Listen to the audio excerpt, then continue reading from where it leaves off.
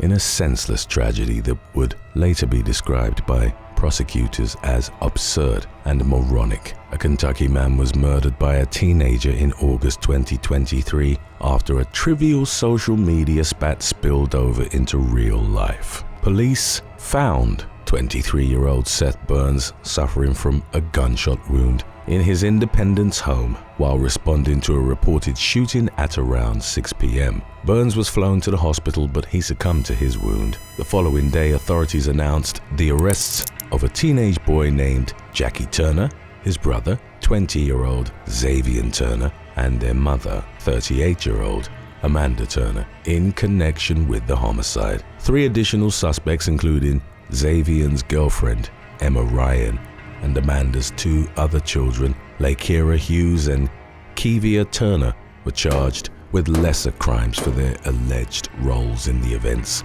leading up to the victim's death. According to court documents, the original dispute was between Xavier's girlfriend, Emma Ryan, and his ex-girlfriend, who was with Burns at the time of the shooting. The petty tit-for-tat devolved into insults back and forth between the women regarding parenting skills. As the exchange intensified, the parties made plans to meet up and fight. Amanda Turner drove her 4 children and Ryan to the residence, where a doorbell camera reportedly captured footage of her leading the group down the street and yelling. After coming face to face, the groups briefly exchanged words before Jackie pulled a gun and shot Burns, whom he had never met prior to the encounter. The Turners and Ryan fled the scene and were later arrested. Lakira Hughes, Kevia Turner, and Emma Ryan pleaded guilty to rioting and unlawful transaction with a minor. They're currently awaiting sentencing. Jackie Turner pleaded guilty to murder in July of 2024 and was sentenced to 30 years in prison, while Amanda Turner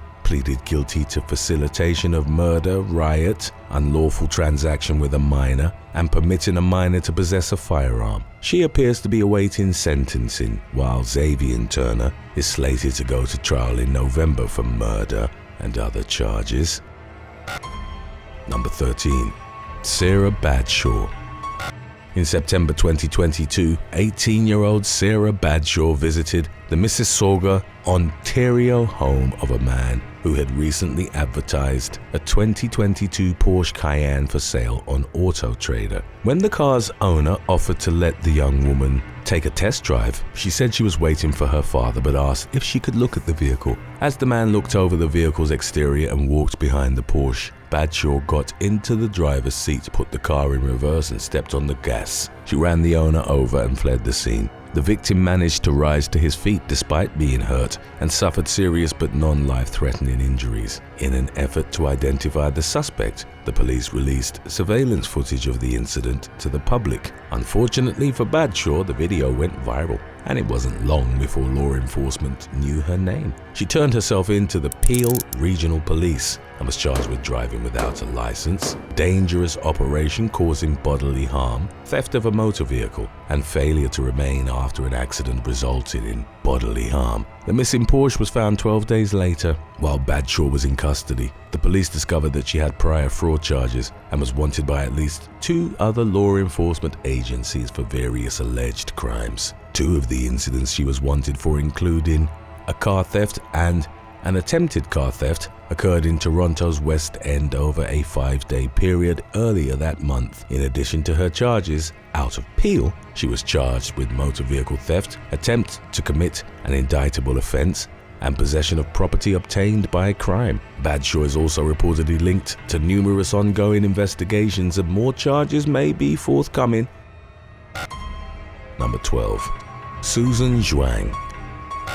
In July of 2024, New Yorkers flooded the streets of Brooklyn's Bensonhurst neighborhood to protest the proposed establishment of a new homeless shelter in the area. Included among the group, known as the Residents Against Homeless Shelters, was City Councilwoman Susan Zhuang, who was arrested on a host of criminal charges for biting a police officer. According to the NYPD's version of events, the 38-year-old first-year politician reportedly tried to stop the police from arresting another woman who was on the ground by shoving barriers at officers. She's accused of biting the arm of Deputy Chief of Patrol Borough Brooklyn South, Frank DiGiacomo, as he tried pulling her away from the barriers, tearing his skin and leaving teeth marks and a bleeding wound. Di Giacomo received a tetanus shot and an antiviral cocktail, while Zhuang and several other protesters were arrested for their unruly behavior. She could be heard yelling incoherently as officers zip-tied her wrists and took her into custody. The biting incident and Zhuang's behavior during its aftermath were both caught on video and have since been making the rounds on social media, where the pro-law enforcement councilwoman is receiving considerable criticism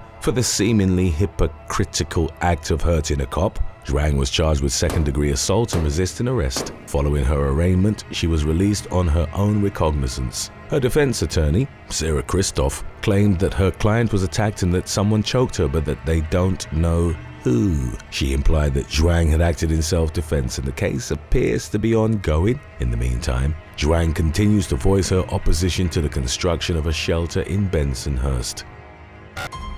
Number 11. Roy Tabalbag. In November 2013, 28-year-old Roy Tabalbag arrived at his apartment in Sydney, Australia's Darling Point suburb, and found his longtime girlfriend, Gisi Rubukas, in bed with another man. Overcome by uncontrollable rage, Tabalbag fatally stabbed his partner's secret lover, 30-year-old Amin Shtapit. Tabalbag and Rubukas had moved to Australia from the Philippines and had been dating for about 4 years at the time of the killing. Rubukas met Shtapit a few months prior to getting caught cheating while undergoing a culinary internship at a hotel where Shtapit was her boss. The pair began meeting in secret 3 months before the tragic incident, and it was evidently apparent in Rubukas' behavior that something was off.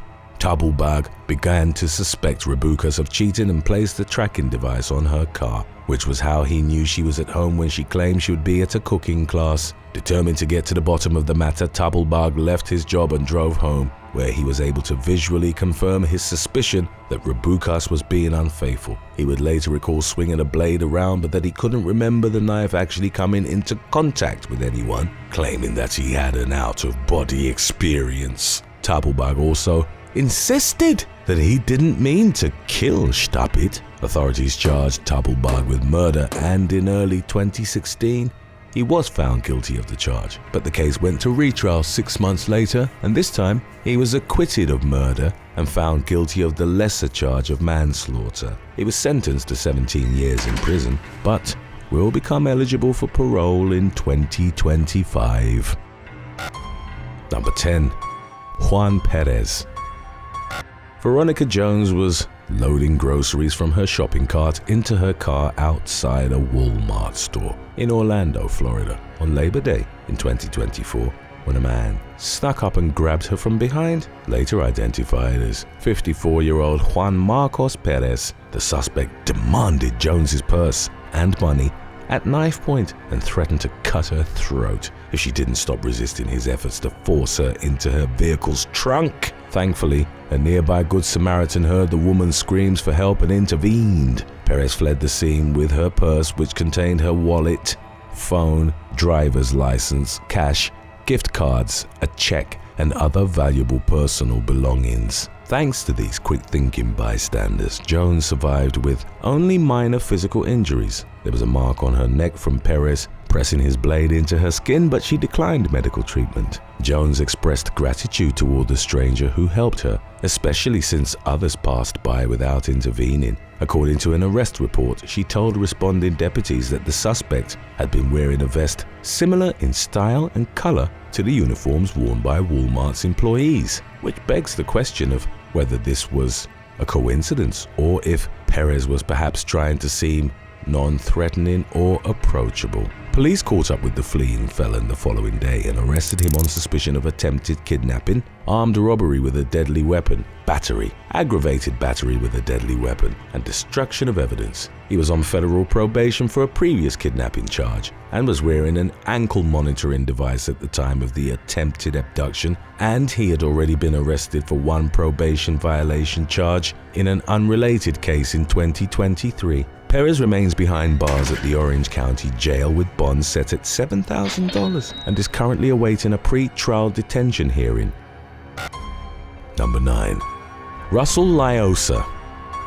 55-year-old Russell Lyosa received an unpleasant surprise in Brooklyn's Sunset Park neighborhood in September 2024 when he spotted a tow truck preparing to pull his Chevy Silverado pickup truck away in a wild series of events that was captured on camera. The East Islip, Long Island resident ordered the tow truck driver to put his truck down. He continued shouting expletives and repeating the command before getting into the tow truck and stealing it, yelling, "Nobody's taking this truck from me," as he drove off. Footage captured by an onlooker showed the tow truck rushing forward and striking several cars, causing Lyosa's Silverado to tip and roll into the street. Some of the vehicles had people inside, including a 62-year-old man who was treated for minor injuries at a nearby hospital. Lyosa drove a little further before apparently realizing that stealing the vehicle was a bad idea and ending his joyride. He was charged with robbery, grand larceny, auto, reckless endangerment, leaving the scene of an accident, and 11 counts of property damage. To most, this may seem like a cut-and-dry instance of inexcusable car theft, but Lyosa's father defended his son during an interview with the New York Post, claiming that the tow truck driver had made threatening comments. Furthermore, the tow truck was unmarked, causing Lyosa to believe he was being robbed. The man's father acknowledged that even if this explanation is true, it doesn't excuse his son's actions, but he seems to believe that by sharing this version of events, he's providing the story with needed context. Lyosa pleaded not guilty, and bail was set at $10,000. He appears to no longer be in custody. Number 8. Bishal Rai, Roshan Subalawati, and Kishore Tamang Bai, 41-year-old father of two, Dahal Umesh, was attending an event at Topgolf in Nashville with other members of the city's Nepali community during the summer of 2024 when he became the target of deadly violence. A fight broke out during a metal concert at the venue and eventually spilled into the parking lot, and Umesh attempted to intervene in an attempt to break the altercation up. Someone punched Umesh in the face amid the chaos, causing him to fall backwards and hit his head on the concrete. To make matters worse, he was kicked in the head while lying on the ground. Umesh suffered catastrophic head injuries which claimed his life a few days later. Prior to Umesh's death, investigators became confident enough that he wasn't going to survive to turn the case over to homicide detectives. 2 days after the incident, and the day before Umesh passed away, police arrested the man suspected of kicking him in the head. 26-year-old Bishal Rai was taken into custody at his home in Antioch on suspicion of aggravated assault. The charge was later upgraded to criminal homicide. Umesh's devastated family said he was a peacekeeper who would only get involved in a fight for the purpose of trying to defuse the situation. They also described him as a devoted husband and family man whose wife and children are now left to carry on without him, prompting outcries for justice within the community. Following further investigation, authorities charged 2 additional suspects, 24-year-old Roshan Subalawati and 22-year-old Kishore Tamang Bai, with criminal homicide. According to the most recent available updates on the case, all 3 defendants were being held without bond. Number 7. Bree Khan. In September 2021, 34-year-old Colin James Turner called 911 from the garage of the Gulf Breeze, Florida home that he shared with his wife and 3 children. He accused his wife, 34-year-old Naval Chief Petty Officer Bree Christine Khan, of locking him in the garage. The dispatcher overheard a gunshot, followed by Turner saying, "She just shot me." 3 more shots were fired, making it clear that the situation had taken a potentially deadly turn. Santa Rosa County deputies had already been at the couple's house twice that day in response to domestic disputes. The first visit came at around 1 p.m. during an argument over Turner's desire to leave the state with the couple's children, which Khan was upset about. Law enforcement left the scene after determining that no physical violence had occurred, even though Khan had accused Turner of shoving her to the floor during the 911 call she had placed. Roughly 4 hours later, Turner called the sheriff's office over another verbal disagreement. For the second time that day, deputies established that no physical violence had occurred and left the scene. The final call, during which gunfire could be heard was placed an hour and a half later at around 6:30 p.m. Before the gunshots rang out, Turner told the 911 dispatcher that Khan had tried breaking his arm when he attempted to re-enter the home from the garage. By the time deputies arrived 4 minutes later, Turner was dead. Khan was waiting outside and appeared to be in a state of shock. When law enforcement arrived, she was arrested on suspicion of first-degree premeditated murder and was placed on leave from the Navy, taking her from being a respected military member to an inmate in the blink of an eye. During the trial, in September 2024, the defense did not deny that Khan shot Turner, but instead argued that she acted in self-defense. According to Khan's attorneys, Turner became abusive after sustaining a traumatic brain injury and being discharged from the Marines. They claimed that the abuse began long before the shooting and that Khan suffered from battered wife syndrome, while the prosecution argued that the defendant's claims of mistreatment had not been verified. On September 27th, following 4 days of trial and a courthouse closure due to Hurricane Helen, Khan was found guilty of first-degree murder and was sentenced to life in prison. Number 6. Brian Chin.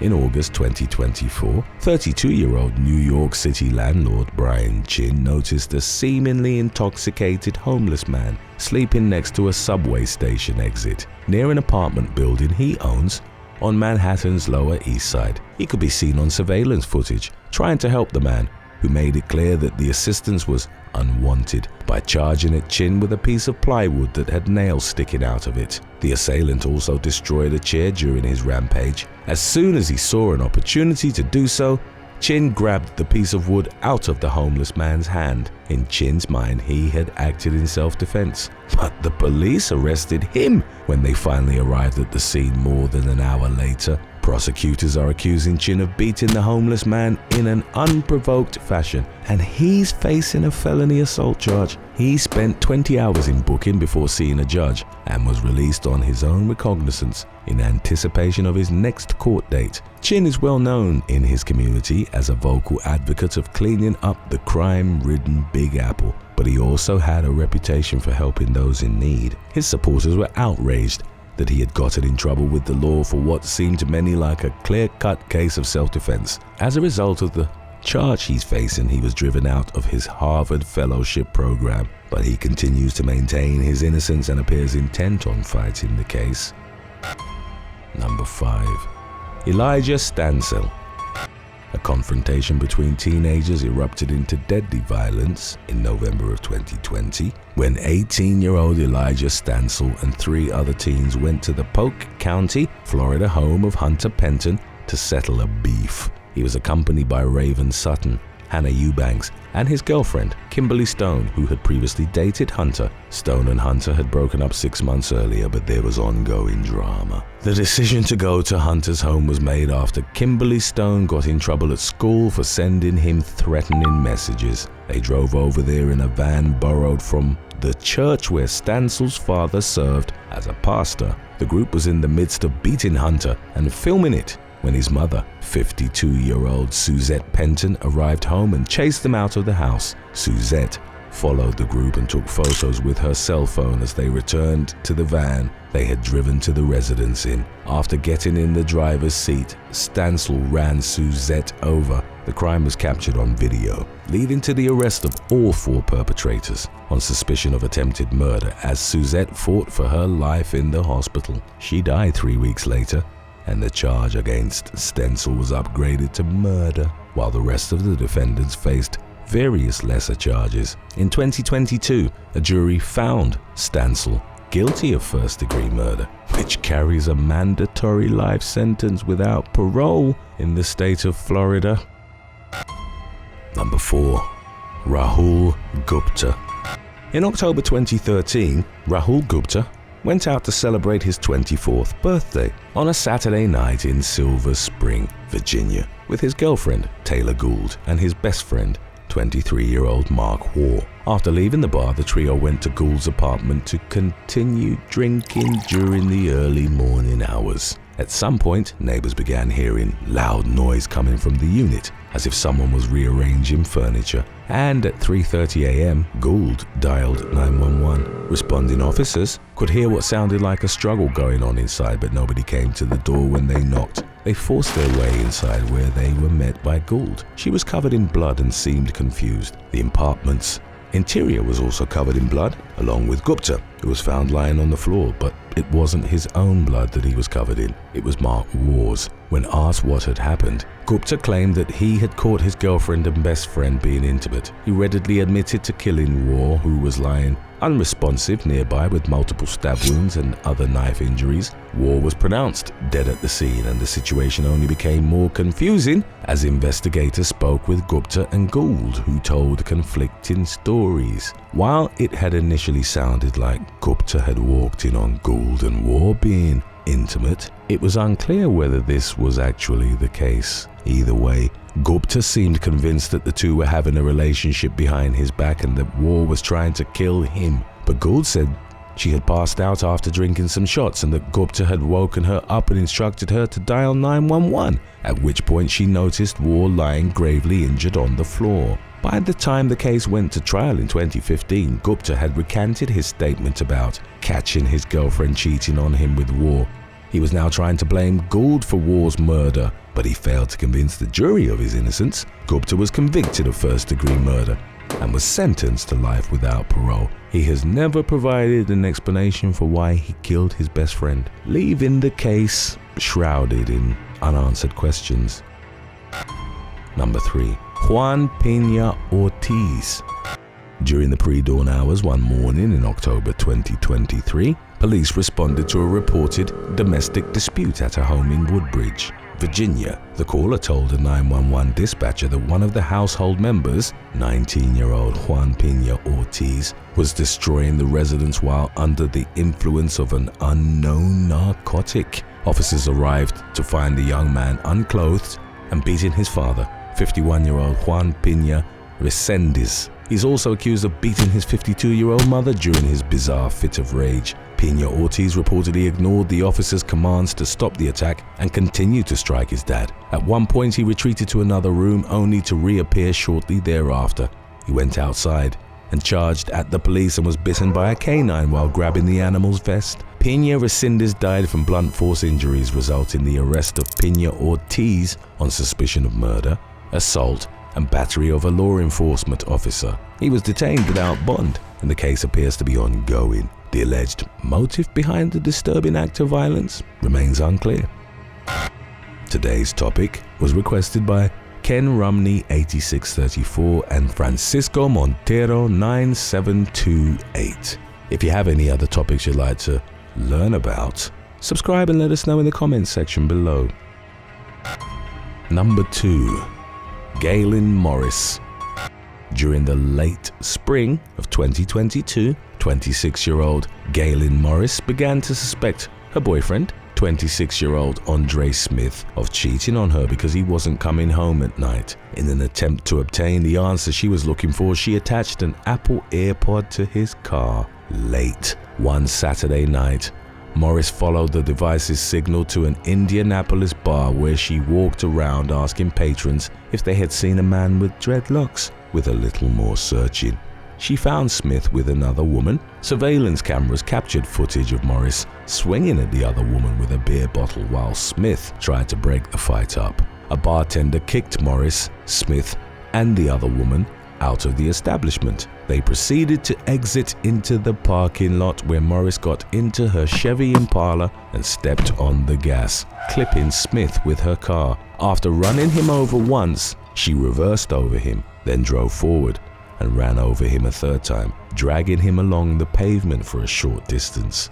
According to witnesses, Morris then exited her car and went after the other woman. She was still at the scene when police arrived and was promptly taken into custody. Smith died from his injuries and prosecutors charged Morris with murder. Investigators later learned that Morris had gotten so frustrated with Smith's nighttime absences that she kicked him out of their home. The woman that Smith was with on the night of his death said that he had suspected Morris of tracking his car because she kept texting him with knowledge of his whereabouts. And during the trial, A witness tearfully testified to hearing a crunching sound when Morris ran over Smith. In 2023, a jury found Morris guilty of the lesser charge of manslaughter after concluding that she had acted in the heat of the moment. She was sentenced to 18 years in prison with credit for time served.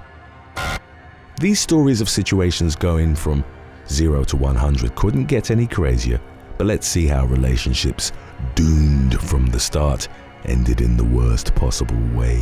Stay tuned for our previous release of 7 relationships that were always going to end badly, coming up right after number 1. Number 1. Jaidev Christian Spicely. In a disturbing act of road rage that occurred in July of 2024, 33-year-old Nicholas Solano Aguilar was mercilessly gunned down in front of his wife and kids in Surprise, Arizona. Responding officers arrived to find the victim lying in the road with multiple gunshot wounds. He was clinging to life and he died from his injuries at the hospital a short while later. Traffic camera footage showed Solano Aguilar's white Honda CR-V traveling behind a grey Honda Accord that was being driven by 18-year-old Jaidev Christian Spicely. After passing through one intersection, the Honda stopped at a second intersection. The driver exited the car, approached Solano Aguilar's window and shot him several times. As the shooter sped away, the victim's wife snapped a photo of the Honda's license plate with her cell phone. According to witnesses, Spicely drove erratically and laughed while speeding away from the scene. He also honked his car horn while narrowly avoiding multiple collisions with other cars. Less than an hour later, Spicely called the police from his home and confessed to the shooting. He was taken into custody without incident on suspicion of second-degree murder, discharging a firearm within city limits, and disorderly conduct with a weapon. Spicely is currently awaiting his next court date from behind bars at the Maricopa County Jail with bond set at $250,000. In the meantime, his alleged reasons for killing Solano Aguilar remain a mystery, but investigators have concluded that the victim was not holding any weapons when he was killed.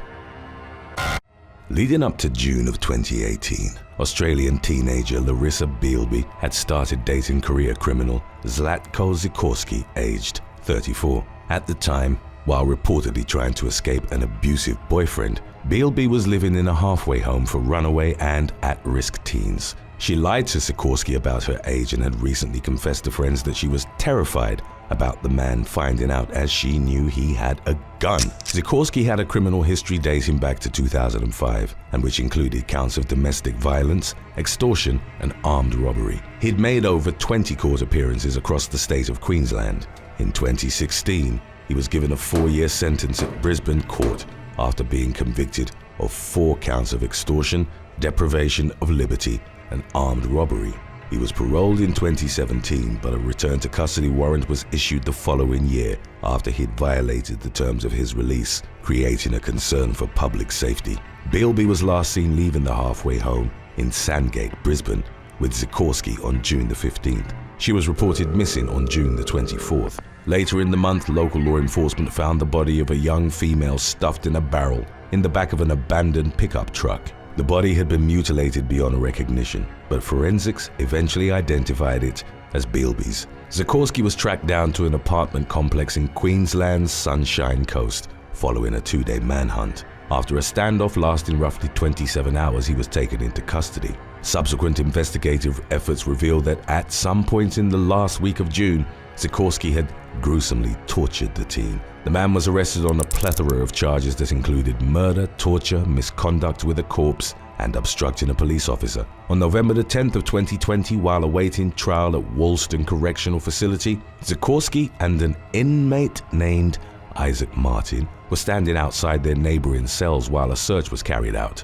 CCTV showed the two men seemingly talking amicably before Martin suddenly struck Zikorsky in the head and neck. The latter wobbled for 10 seconds and told another inmate he was fine before collapsing and hitting his head. He died 10 days later from a traumatic brain injury. A psychiatric report indicated that Martin, at the time in his late 20s, had psychopathic tendencies, a narcissistic personality, and that he prided himself on his violence. He was reportedly paranoid that Zikorsky, whom he described as his best friend, was trying to kill him. but still couldn't fully explain the attack when questioned. It was suspected that the fatal bashing might have been a form of retaliation for Bilby's death, as upon learning of Sikorski's passing, Martin reportedly laughed and told correctional officers it was karma for what he did to that young kid. He was subsequently sentenced to 11 years in prison.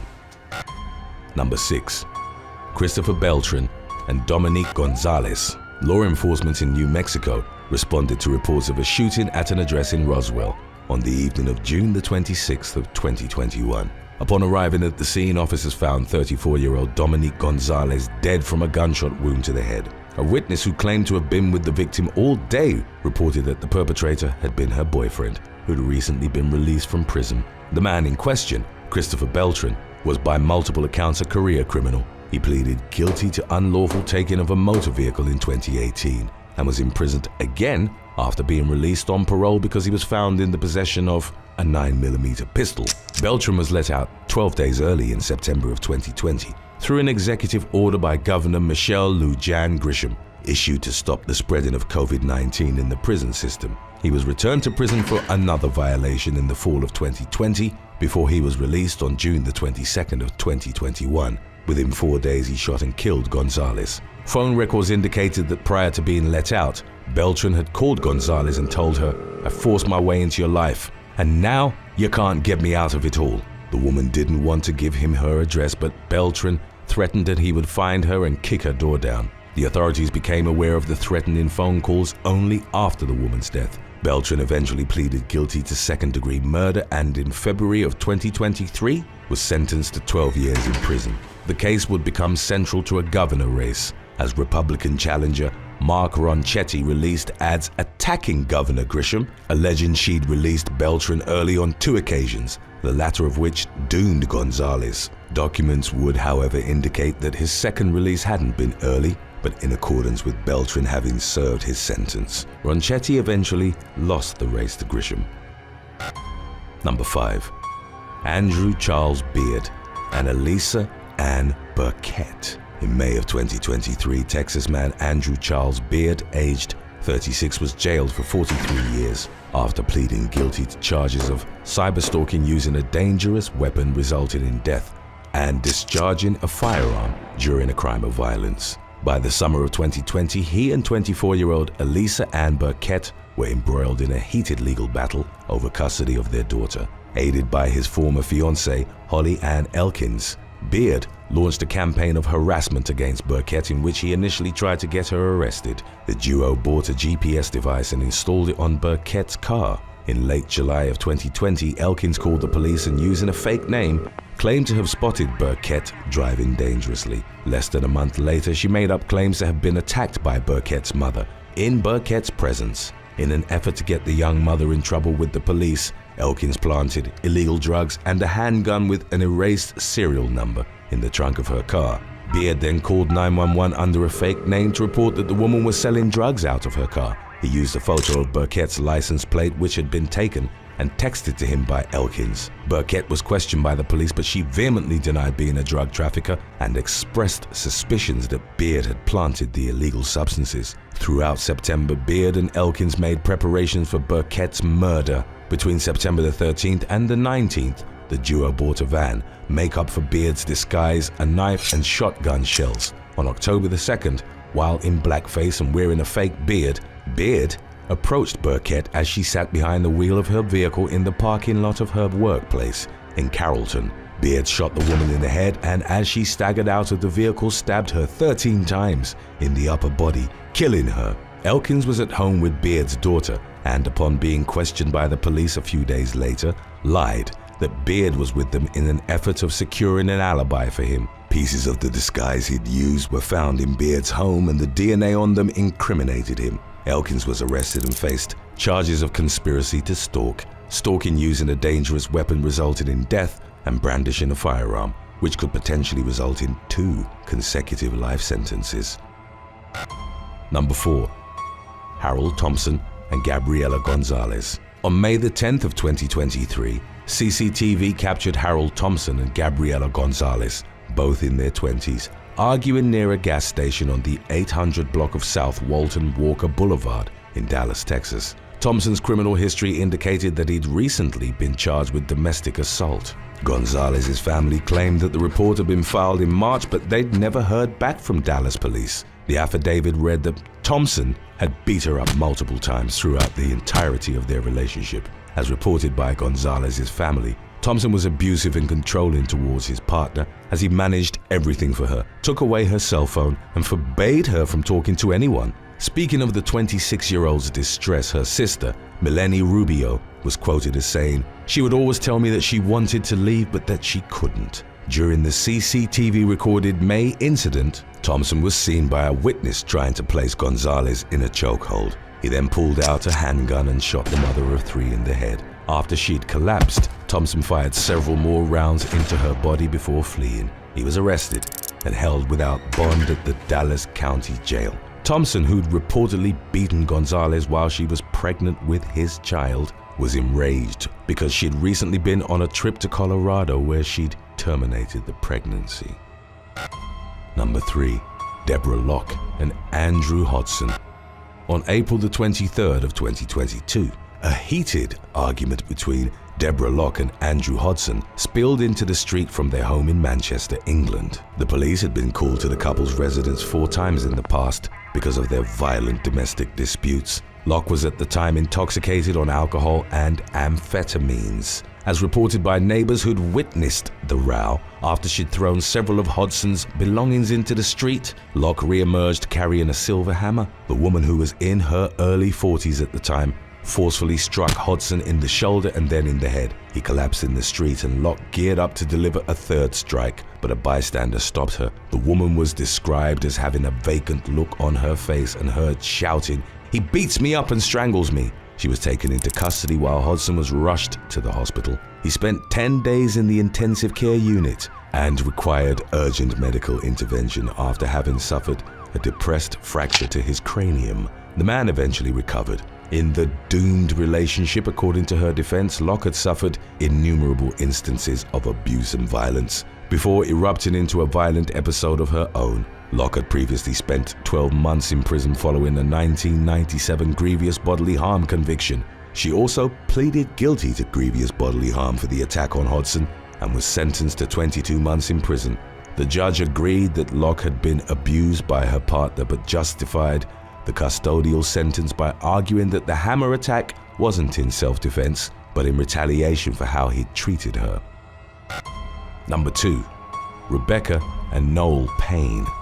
In the spring of 2023, Australian woman Rebecca Payne faced a sentence of life imprisonment after she was found guilty of murdering her husband, 68-year-old Noel. The woman, who was in her early 40s at the time, had given her spouse lemon biscuits, the icing of which she'd laced with crushed temazepam sleeping pills. After Noel died, she stuffed his remains in the freezer of their home in Walpiup. After 3 days in September of 2020, the body was discovered by law enforcement. During Rebecca's murder trial, her defense argued that she'd been physically abused and emotionally controlled by her husband for years. Noel would routinely beat Rebecca and force himself on her, and he'd made her get his name tattooed on her body a total of 18 times. At one point in their relationship, Rebecca left her husband but then decided to try and save the marriage. Upon returning, she found that Noel had moved a younger woman with whom he was having intimate relations into their home. The trio continued living together. During a victim impact statement, Noel's second partner told the court that he subjected her to the same abuse that Rebecca had suffered, including forcing her to tattoo herself with his name 5 times. Rebecca denied murder during her trial, claiming she'd only wanted to make Noel pass out. On March the 15th of 2023, a Supreme Court jury found her guilty. The sentencing judge argued that she deserved a level of mercy given the abusive relationship lasting over a decade with her husband. She was ultimately sentenced to 16 years in prison with a non-parole period of 10 years. Number 1. Fawzia Javid and Kashif Anwar. On September the 2nd of 2021, British woman Fawzia Javid fell 50 feet from Arthur's Seat, an ancient volcano in Edinburgh, Scotland. She'd gone to the natural landmark in the evening accompanied by her husband, Kashif Anwar. Javid, who was 17 weeks pregnant at the time, suffered devastating injuries in the fall.